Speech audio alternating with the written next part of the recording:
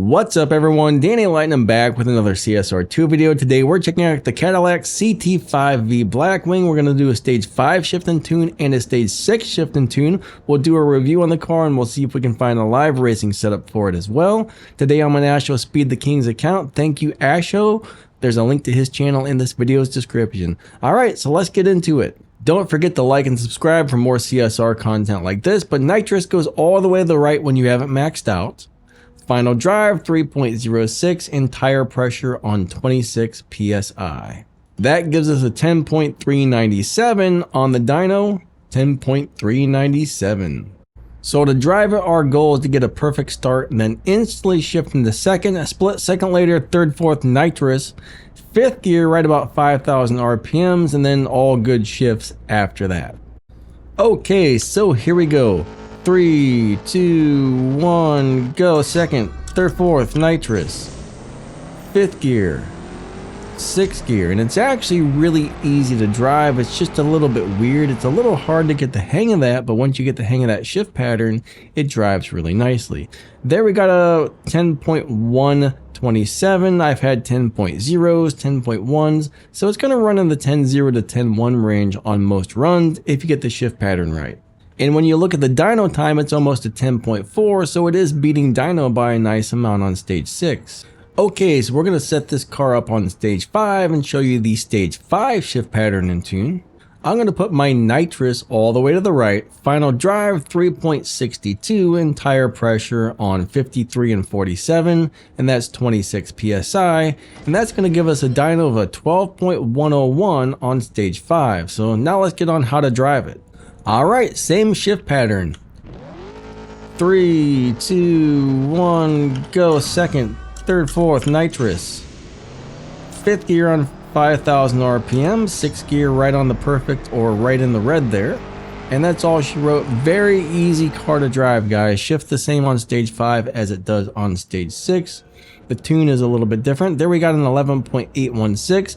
So it's also beating dyno by a pretty nice amount on stage 5 and stage 6. Now let's talk about a low performance point high evo live racing setup. Technically this car should beat the pants off of most every cars. We got 538 on the performance points and 1522 on the evo. So that's like pretty much 3 times more evo than performance points. So on this type of shift and tune, we don't want to beat the dyno time. To make this work, engine stock, turbo stock, intake stock, nitrous on stage 3, body stock, tires stage 3, transmission stage 4. So most of the parts are stock except for the 3 tunable ones are upgraded. To tune it for the live racing setup, 110 and 1.6 on the nitrous. Final drive 3.57 and tire pressure 26 psi. That's going to give us a dyno of 14.4, so this should put us in the 14.4 lobby. So we never want to run faster than 14.4. That way the car always stays in the 14.4 lobby. We don't want it to get moved down to the 14.0 or the 14.2, so we do not want to run faster than 14.4 when live racing this car. Normally this type of tune dominates in live racing, but not always, but usually it does. Since we don't want to beat the dyno time, we're just going to do a perfect start and all perfect shifts. So 3, 2, 1, go. Second and nitrous, third, fourth gear, fifth gear, and then sixth gear right there. So pretty much all perfect shifts. Nitrous on second. When you launch, let go of the gas right about number 1. Very easy car to drive. There we got a 14.476. The last run was a 14.398. The main difference is on the last run that was faster, I got the start just right. On that one I didn't. So getting your launch proper is very important on this car, but you get the idea of how this works. This should be a great live racing setup if it works the way cars normally do for live. It should give it a big lobby advantage and it should win the majority of the live races. Okay, so I think it's review time for this car and I actually like it. There's a lot of good things about this. So when you max it out, it's capable of running in the 10.06 range with 308 miles per hour top speed, 0 to 60 in like 1.7 something, 0 to 100 in about 2.6 something.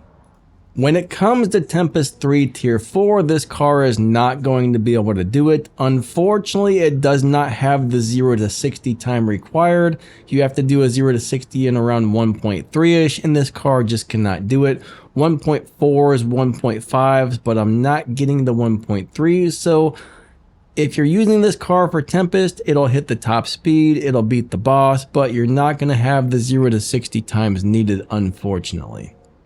Now it does beat Dyno on stage 5 and stage 6, which is a big plus. It's not the fastest car in the game, but it's a great dyno beater. It does have a live racing setup. Overall, I would say it's a very nice car. Should you upgrade this car?